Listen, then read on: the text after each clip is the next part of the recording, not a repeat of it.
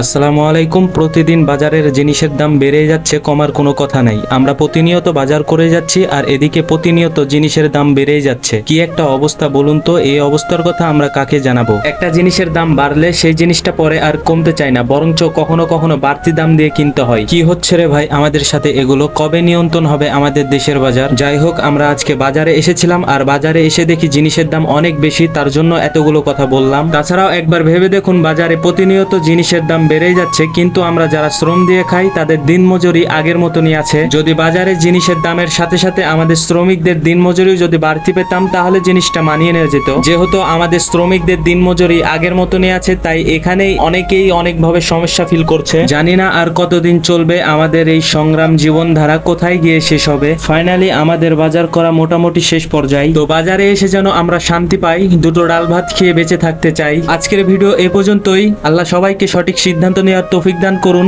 সবাই ভালো থাকবেন, সুস্থ থাকবেন। আল্লাহ হাফেজ।